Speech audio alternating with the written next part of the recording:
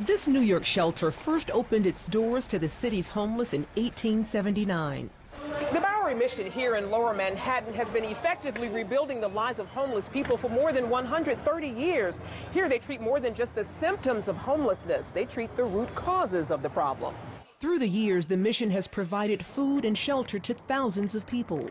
In the beginning, only sheltering men. Today, in the city of 8.4 million, its kitchen serves some 800 meals a day. We create nutritious hot meals from scratch, from top food that we get from all over the city. While soup is a part of our menu, lobster is also a part too. You can come here and get a nutritious meal anytime. Last year, the mission provided more than 30,000 bags of groceries and nearly 80,000 nights of shelter. And its goodwill extends beyond food and housing. It also offers a 6-month live-in drug and alcohol recovery program. Participants are enrolled in computer classes where they receive hands-on training and job counseling. Over the years, services have evolved. Once only men were allowed at the shelter. Today, women are welcome too. But some things have remained the same.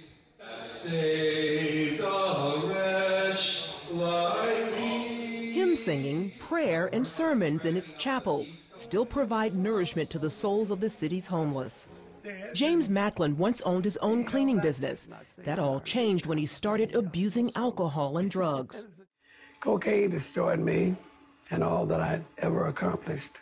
He soon found himself sleeping under bridges and in subway stations.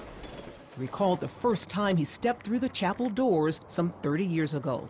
So I sit all the way in the back of the chapel, and the pastor was preaching. I was looking around and remembering my childhood and seeing all those marvelous scriptures up on the wall.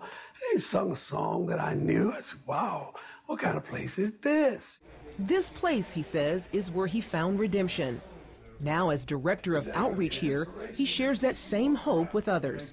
I want to be the father to some they've never had, the friend to some that never had a true friend, and say to them, if I can do it, so can you. Donations from private citizens help the mission to make a difference in the lives of men like James.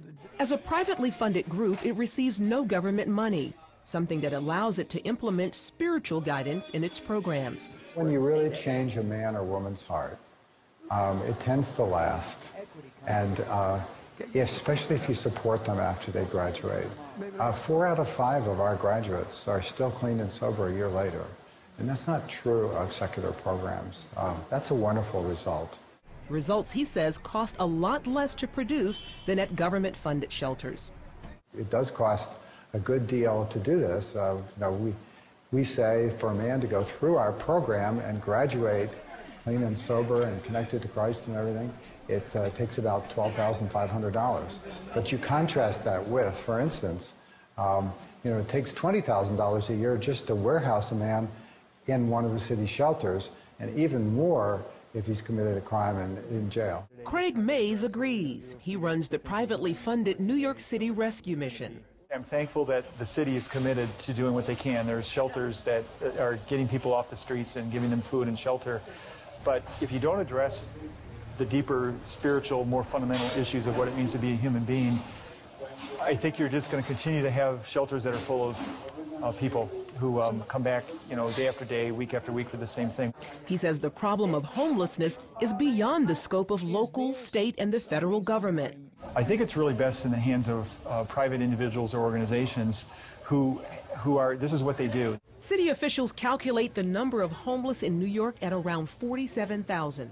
But with the rising cost of living, Mays believes that number is much higher and on the rise. Some of us actually who are in this work think that number is probably double. Could be 100,000, so the need is getting greater.